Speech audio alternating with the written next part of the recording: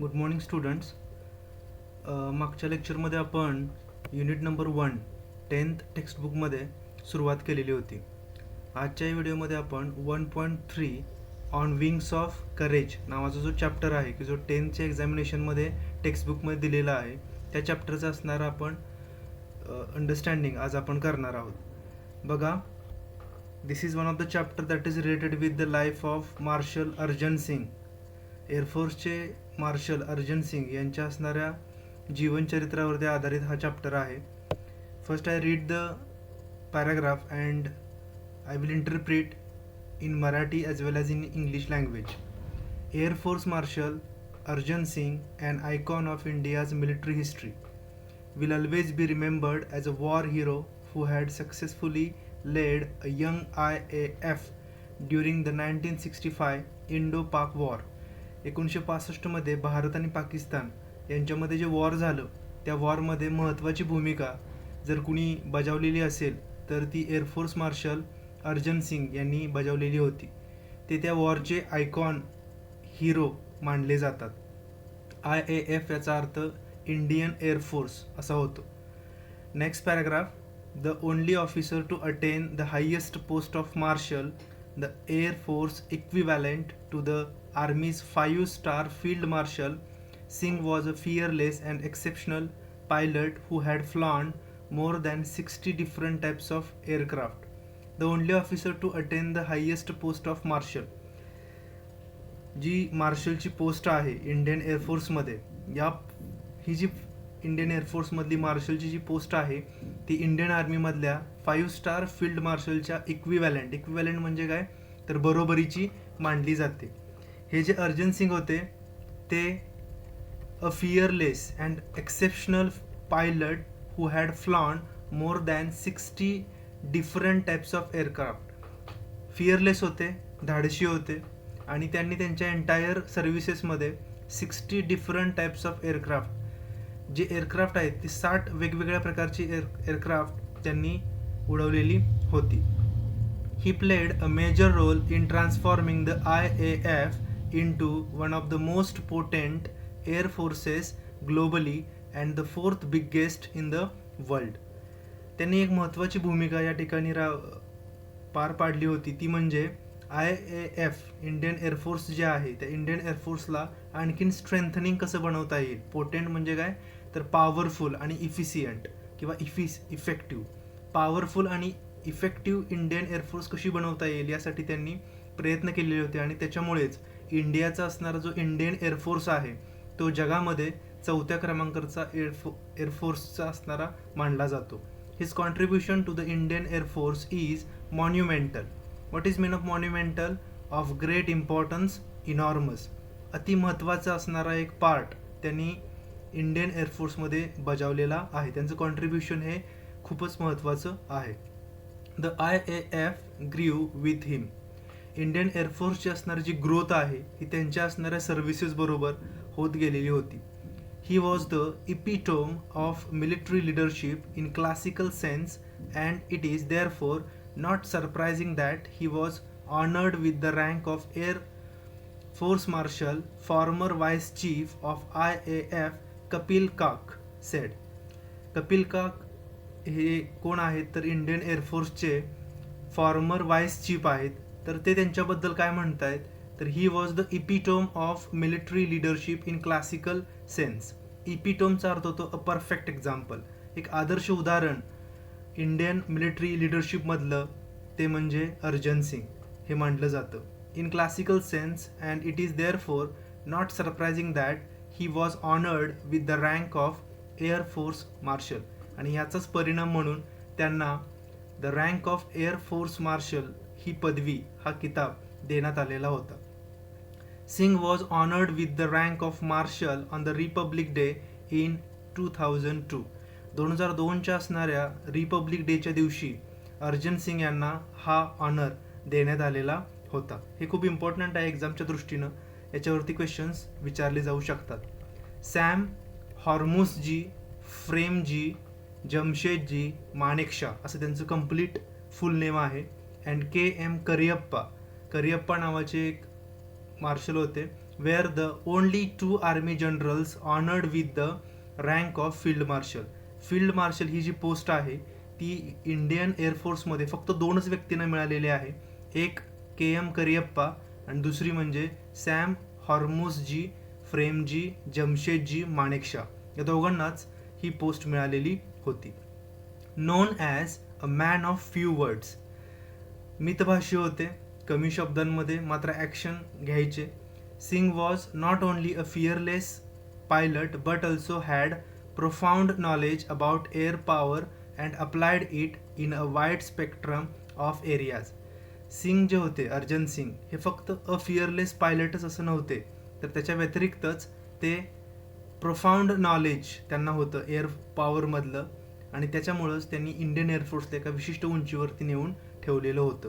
Singh had असिड्युअसलीचं meaning काय आहे तर working hard and showing careful attention to details. खूप कष्ट घेतलेलं होतं त्यांनी.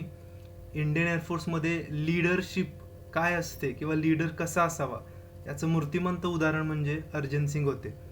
IAF ड्युरिंग द 1965 वॉर, 1965ला जे भारत आणि पाकिस्तानमधलं वॉर झालं त्या वॉरमध्ये इंडियन एअरफोर्सची असणारी भूमिका खूप महत्त्वाची होती. And denied success to Pakistani air force thought it was better equipped with American support. त्यावेळी पाकिस्तानला अमेरिकन सपोर्ट होता, बट तो सपोर्ट असताना सुद्धा इंडियन एअरफोर्सनं त्यावेळी खूप चांगली कारवाई केलेल्या होत्या. His most outstanding contribution was during that war, sed काक. जे पूर्वीचे व्हाईस चीफ आहेत इंडियन एअरफोर्सचे मिस्टर काक, हे काय म्हणतायत की his most outstanding contribution was during that war. त्यांच्या 1965च्या वॉरमधलं असणारं कॉन्ट्रीब्युशन हे खूपच महत्त्वाचं आणि आउटस्टँडिंग होतं. Commending his role in the war, YB Chavan. YB Chavan म्हणजे कोण तर यशवंतराव बळवंतराव चव्हाण, आपले कराड नगरीतले. So commending his role in the war, commending म्हणजे काय की ऑफिशियली प्रेझिंग, खूप कौतुकास्पद असणारा त्यांचा रोल होता त्या वॉरमधला, असं YB चव्हाण सुद्धा म्हणालेले होते, लिहिलेलं होतं त्यांनी. The defence minister had written, air marshal Arjan Singh is a jewel of a person, quite efficient and firm, unexcitable but a very able leader. एक चांगला खराखुरा असणारा लीडर कसा असावा तो एअर मार्शल अर्जन सिंग यांच्याकडे पाहिल्यानंतर आपल्याला समजतं. ते कोण होते तर एक ज्वेल होता, एक ज्वेलरी जशी असते, हिरा आपण डायमंड म्हणतो तशा पद्धतीचा तो एक चकाकणारा असा लीडर इंडियन एअरफोर्सला लाभलेला होता, असं YB चव्हाण त्यांच्या एका पुस्तकामध्ये लिहितात. इन 1944, 1944मध्ये the marshal had led a squadron against the Japanese during the Arakan campaign, flying close air support missions during the crucial Imphal campaign and later assisted the advance of the allied forces to Yangon, formerly Rangoon. 1944मध्ये marshal यांनी जपानच्या against Arakan या ठिकाणी काही कारवाई केलेल्या होत्या. At the same time flying close air support missions during the crucial Imphal campaign, Imphal Arunachal Pradesh या ठिकाणचा जो इम्फाळ प्रदेश आहे त्या ठिकाणी सुद्धा त्यांनी कारवाई केलेल्या होत्या.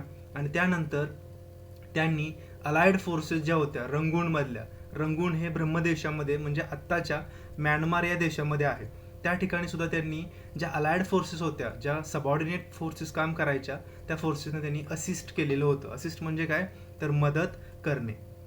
In recognition of his feet he was awarded the distinguished, distinguished म्हणजे काय तर very popular, well non flying cross DFC on the spot by the Supreme Allied Commander of Southeast Asia. South Asia याच्याकडून एक cross, एक चिन्ह दिलं जातं, एक अवॉर्ड दिला जातो, तो म्हणजे फ्लाइंग क्रॉस DFC. तर हा जो अवॉर्ड आहे तो अवॉर्ड अर्जन सिंग यांना त्यांच्या असणाऱ्या कॉन्ट्रीब्युशनसाठी दिलेला होता. The first Indian pilot to have received it, भारतातील पहिला पायलट म्हणजे अर्जन सिंग की ज्यांना हा अवॉर्ड दिला गेलेला होता. Arjan Singh was selected for the empire pilot training course at Royal air force RAF Cranwell in 1938 when he was 19 years old. Arjan Singh 19व्या वर्षी वय असताना ते empire pilot training course at Royal air force Cranwell या ठिकाणी तो कोर्स झालेला होता, ट्रेनिंग कोर्स. या ट्रेनिंग कोर्ससाठी वयाच्या 19व्या वर्षी अर्जन सिंग यांची नियुक्ती झालेली होती 1938ला. And he retired from he service in 1969. आणि 1969मध्ये अर्जन सिंग आहेत ते त्या सर्व्हिसेसमधून रिटायर्ड झाले. Singh was born on April 15, 1919. Singh यांचा जो अर्जन सिंग आहे त्यांचा जो जन्म आहे तो 15 एप्रिल 1919मध्ये इन लालपूर नाव फैजलाबाद पाकिस्तान. त्यावेळचा असणारा अखंड भारत, पण 1947 नंतर जो पाकिस्तान झाला त्या पाकिस्तानच्या असणाऱ्या एका प्रोव्हिन्समध्ये, त्या प्रोव्हिन्सचं नाव आहे फैसलाबाद, या ठिकाणी त्यांचा जन्म झालेला होता. And completed his education at Montgomery नाव शाहिवल पाकिस्तान. पाकिस्तानमध्ये शाहिवल नावाचा असणारा एक पार्ट आहे, त्या ठिकाणी त्यांनी त्यांचं कम्प्लीट एज्युकेशन कम्प्लीट केलेलं होतं. His first assignment on being commissioned was to fly Westland Wapiti biplanes in the north western frontier province as a member of the number 1 RIAF squadron. त्यांची जी फर्स्ट असाइनमेंट होती किंवा कमिशनने त्यांना first जे flying दिलेलं होतं ते वेस्टलँड वॅपिती बिप्लॅन. आता बिप्लॅन काय प्रकार आहे तर biplane old type of aircraft having 2 pairs of wings one above the other. जुन्या एअरक्राफ्ट जे होत्या पूर्वीच्या 2 पेअर्स असणाऱ्या, 2 विंग्स असणाऱ्या, त्या याचा तो कोण होते, एक मेंबर होते as a member of the number 1 RIAF squadron. After a brief stint याचं मिनिंग काय आहे तर a short period of work. त्यांचं छोटंसं एक शॉर्ट पिरियड ऑफ काम झाल्यानंतर with the newly formed number 2 RIAF squadron where the marshal flew against the tribal forces. त्यानंतर त्यांनी RIAF याच्या सिरीजमधला जो सेकंड होता त्या ठिकाणी सुद्धा त्यांनी काम केलेलं होतं. He later moved back to number 1 squadron as a flying officer to fly the Hawker Hurricane. हरिकेनचा अर्थ ॲक्च्युली होतो की खूप वेगानं, जोरात असा. तर नंतर पुन्हा त्यांनी नंबर 1 स्क्वॉड्रॉनवरती ॲज अ फ्लाइंग ऑफिसर म्हणून काम केलं. He was promoted to the rank of squadron leader in 1944. त्यांना प्रमोशन पण देण्यात गेलेलं होतं. ते 1944मध्ये त्यांची रँक होती squadron leader. For his role in successfully leading the squadron in combat he was awarded the distinguished flying cross DFC in 1944. त्यांच्या या सक्सेसफुल रोलमुळं त्यांना ॲज अ स्क्वॉड्रॉन म्हणून एक अवॉर्ड देण्यात आलेला होता. तो अवॉर्ड म्हणजे distinguished flying cross in 1944. On August 15 ऑगस्टला 1947 he achieved the unique honour of leading a fly past of over 100 IAF aircraft over the red fort in Delhi. आपल्याला माहीत आहे 15 ऑगस्टला 1947ला इंडिया हा फ्री कंट्री म्हणून उदयास आला. तर त्यावेळी 15 ऑगस्टच्या दिवशी रेड फोर्टवरती, लाल किल्ल्यावरती दिल्लीमध्ये काही विशेष असे युनिक ऑनर्स दिले जातात. तर त्यातलाच फ्लाय पास्ट नावाचा एक इंडियन एअरफोर्स मधला एक चांगला अवॉर्ड आहे, तो त्यांना देण्यात आलेला होता. After his promotion to the rank of wing commander, त्यानंतर त्यांची विंग कमांडर या पदी निवड झाली, प्रमोशन झालं. He attended the royal staff college at the United kingdom UK. United kingdom या ठिकाणी रॉयल स्टाफ कॉलेजमध्ये ते प्रवेश घेतला त्यांनी. नंतर इमिजिएटली लगेचच आफ्टर इंडियन इंडिपेंडन्स 1947ला भारत स्वतंत्र झाल्यानंतर ही commanded Ambala in the rank of group captain. अंबालामध्ये त्यांनी ग्रुप कॅप्टन म्हणून त्यांनी रँक त्यांना मिळाली. In 1949 he was promoted to the rank of air कॉमोडर and टूक over as air officer commanding AOC of an operational command. Operational command यापदी air officer commanding AOC या ठिकाणी त्यानंतर त्यांनी ती रँक मिळवलेली होती. Which letter came to be known as a western air command. त्यानंतर भारत स्वतंत्र झाल्यानंतर तो जो कमांड होता तो वेस्टर्न एअर कमांड म्हणून नावारूपास आला. Singh had the distinction of having the longest tenure as AOC. त्यांची जी टेन्युअर होती, टेन्युअर म्हणजे काय, कारकीर्द, त्यांचा जो जॉबचा पिरियड होता तो सर्वात मोठा असा लॉंगेस्ट पिरियड मानला जातो as AOC of an operational base. त्यांनी जे काम केलेलं होतं ते ऑफिशियल बेसवरती केलेलं नव्हतं, तर ऑपरेशनल बेस, की ॲक्च्युली ज्या ठिकाणी कारवाया होतात, ज्या ठिकाणी हवाई हल्ले होतात, बॉम्बिंग होतात, त्या ठिकाणी त्यांनी त्यांची टेन्युअर कंप्लीट केलेली होती, की जी कशी होती, लॉंगेस्ट टेन्युअर होती. इनिशियली फ्रॉम 1949 टू 1952, 1949 ते 1952 मध्ये त्यांची ती कारकीर्द मानली जाते. देन अगेन फ्रॉम 1957 टू 1961, 1957 ते 1961 अशी एक कारकीर्द आहे. After his promotion to the rank of air vice marshal, air vice मार्शलच्या प्रमोशन नंतर he was appointed as the AOC in C of an operational command. त्यानंतर ते ऑपरेशनल कमांडवरती त्यांची नियुक्ती झाली. Towards the end of the 1962 war, आपल्याला माहीत आहे 1962 वॉर हे इंडिया आणि चायनामधलं वॉर होतं. याचा शेवट होताना he was appointed as the deputy chief of the air staff. Air स्टाफचा डेप्युटी चीफ म्हणून त्यांची नियुक्ती झाली. And he became the vice chief of the air staff in 1963. 1963 मध्ये ते vice chief of the air staff म्हणून त्यांची निवड झाली. And he was the overall commander of the joint air training exercise Shiksha. Shiksha नावाची एक ट्रेनिंग एक्झरसाइज होती, त्या ठिकाणी ते कमांडर म्हणून गेले. हेल्ड बिटवीन IAF, RAFचा मिनिंग आहे Royal air force, and RAAF Royal Australian air force. इंडियाचीच नाही तर ऑस्ट्रेलियन एअरफोर्सवरती पण त्यांनी काम केलेलं होतं. ऑन ऑगस्ट 1, 1964, 1 ऑगस्ट 1964 मध्ये in the rank of air marshal, the marshal of the air force Arjan Singh took over reins of IAF. रेन्सचा मिनिंग होतो टूक ओव्हर कंट्रोल, कंट्रोलमध्ये घेणं. इंडियन एअरफोर्स जी होती ती 1964च्या आसपास 1 ऑगस्टला हे एअरफोर्स किंवा एअर मार्शल जी पोस्ट आहे त्यांना मिळाली आणि पूर्ण इंडियन एअरफोर्स ही त्यांच्या कंट्रोलमध्ये होती. ॲट अ टाइम, त्यावेळी, when it was still rebuilding itself, Indian एअरफोर्सचं रिबिल्डिंग सुरू होतं, पुन्हा एकदा ती आपल्याला स्ट्रॉंग करायची होती. And was gearing up, gearing up म्हणजे काय, getting ready to meet new challenges, नवीन चॅलेंजेस होती. कारण 1947ला भारत स्वतंत्र झालेला होता.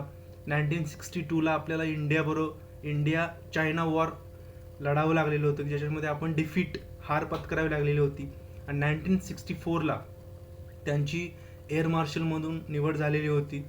पण त्यांच्यापुढे खूप मोठी चॅलेंजेस होती, कारण 1965ला इंडिया पाकिस्तान वॉर झालेलं होतं. Singh was the first air chief to keep his flying currency till he CAS rank. Flying currency म्हणजे काय, तर up to date skills and experience of flying aircraft. ही एकमेव अशी व्यक्ती होती किंवा एकमेव असा एअर चीफ होता अर्जन सिंग, की ते अप टू डेट स्किल्स त्यांच्याकडे असायचे अँड एक्सपिरियन्स होता त्यांना फ्लाइंग एअरक्राफ्टमधला. Having flown over 60 different types of aircraft from pre world war second era. Second world वॉरच्या वेळेस 60 डिफरंट टाइप्स ऑफ एअरक्राफ्ट त्या माणसाने उडवलेली होती. Biplanes to the more contemporary gnats and vampires, he has also flown in transport aircraft like the Super Constellation. एक खूप मोठी असणारी, कंटेम्पररीचा अर्थ होतो प्रेझेंट टाइम्स, त्या दरम्यानच्या काळामध्ये त्यांनी नॅट सारखी, व्हॅम्पायर्स सारखी अगदी सुपर एअरक्राफ्ट, क्रूज एअरक्राफ्ट त्यांनी उडवलेली होती. इन 1965, 1965 मध्ये, when Pakistan launched its operation grand slam. 1965ला इंडिया आणि पाकिस्तानचं जे वॉर झालं त्या वॉरला, ऑपरेशनला नाव आहे ते म्हणजे grand slam. With an armoured thrust targeted at the vital town of Akhnoor, Singh led IAF through the war with courage, determination and professional skill. त्यावेळी 1965ला इंडियन एअरफोर्सचं जे काही लीडर होते ते होते अर्जन सिंग. ती जी लढाई झाली त्या लढाईमध्ये त्यांनी करेज, धाडस, डिटर्मिनेशन, निर्धार अँड प्रोफेशनल स्किल्स, इंडियन एअरफोर्समधली असणारी प्रोफेशनल स्किल्सचा यूज केला. ही इन्स्पायर्ड IAF. त्यांनी IAF इंडियन एअरफोर्सला इन्स्पायर्ड केलं टू विक्ट्री. ते युद्ध जिंकलं डेस्पाइट द कॉन्स्ट्रेंट्स. कन्स्ट्रेंट्सचा अर्थ होतो रिस्ट्रिक्शन्स, बंधनं, imposed on the full scale use of air force combat power. अनेक बंधनं असताना सुद्धा त्यांनी फुल स्केल यूज आपल्या एअरफोर्सचा, कॉम्बॅट पॉवरचा त्यांनी केलेला होता. Singh was awarded Padma Vibhushan for his astute leadership of the air force during the war. लढाईच्या वेळी सिंगनी जे पराक्रम केला किंवा जे शौर्य दाखवलं याचा परिणाम म्हणून त्यांना पद्मविभूषण नावाचा जो अस्ट्यूट म्हणजे काय, इंटेलिजंट अँड शार्प असा लिडरशिप क्वालिटी दाखवल्यामुळे त्यांना ते वॉर जिंकता आला आणि तो पुरस्कार त्यांना मिळाला. Subsequently in recognition of the air forces contribution during the war. Recognition, ओळख, एअरफोर्सची असणारी एक वेगळी ओळख जगामध्ये त्यांनी उभी केली. The rank of the CAS was upgraded and Arjan Singh became the first air chief marshal of the Indian air force. Indian एअरफोर्समध्ये पहिला एअर चीफ मार्शल ज्याला एवढे सगळे अवॉर्ड मिळालेले होते असे हे अर्जन सिंग त्यावेळी उदयास आले. He remained a flyer to the end of his tenure in IAF. त्यांच्या असणाऱ्या कारकिर्दीत शेवटपर्यंत त्यांनी एक फ्लायर म्हणूनच भूमिका बजावली. व्हिजिटिंग फॉरवर्ड बेसेस अ सिक्युअर्ड फॉरवर्ड ऑपरेटिंग मिलिटरी पोझिशनमधलं किंवा फोर्सेसमधलं, अलाइड फोर्सेसमधलं एक मोठं नाव म्हणून त्यांनी स्वतःला सिद्ध केलं. And units and flying with the squadrons. He retired in August 1969. 1969 ते रिटायर्ड झाले. देअर अपॉन त्यानंतर ॲक्सेप्टिंग ॲम्बॅसेडरशिप ऑफ स्वित्झर्लंडचे ते ॲम्बॅसेडर होते, परदेशी राजदूत होते. He was lieutenant governor of दिल्लीचे असणारे राज्यपाल म्हणून त्यांनी काम केलेलं आहे डिसेंबर 1989 टू डिसेंबर 1990ला. हॅव्हिंग बीन, इथं आपल्याला तुम्हाला इमेज दिसते बघा अर्जन सिंगची. Having been a source of inspiration to all the पर्सॉनल of armed forces. Indian arm फोर्सेसमधले असणारे पर्सॉनलमध्ये एक इन्स्पिरेशन म्हणून त्यांनी काम केलं थ्रू द इयर्स, अनेक वर्ष. The government confirmed the rank of the marshal of the air force upon Arjan Singh in January 2002. गव्हर्नमेंटला त्यांच्यासाठी एक पोस्ट क्रिएट करावी लागली 2002ला, making him the first and the only 5 star rank, की ज्यामध्ये ते पहिले असे अधिकारी होते इंडियन एअरफोर्समधले की ज्यांना 5 स्टार रँक इंडियन एअरफोर्समध्ये भारत सरकारला त्यासाठी निर्माण करावी लागली. म्हणजे जर आपण हे बघितलं तर ही जी अचिव्हमेंट आहे ही नॉर्मल सोल्जर किंवा नॉर्मल ऑफिसरसारखी नाही. एक स्वतःची वेगळी ओळख अर्जन सिंग यांनी क्रिएट केली आणि हिस्ट्रीमध्ये स्वतःचं एक पेज क्रिएट केलं, इतिहासामध्ये स्वतःचं पान त्यांनी निर्माण केलं. सांगण्याचा हेतू असा आहे स्टुडंट्स की हा जो टॉपिक आहे तो 10th दिलेला आहे. It is related with Arjan Singh's life. But if you observe this chapter, so this chapter reveals lots of leadership qualities that is very important in our life. आपल्या आयुष्यामध्ये सुद्धा आपण अशा क्वालिटीज ॲब्सॉर्ब करून घेऊन आपण एक वेगळी ओळख आपली पण स्वतःची निर्माण करू शकतो. I hope you understand this chapter and this chapter will give you the basic information about air marshal Arjan Singh. Okay, thank you.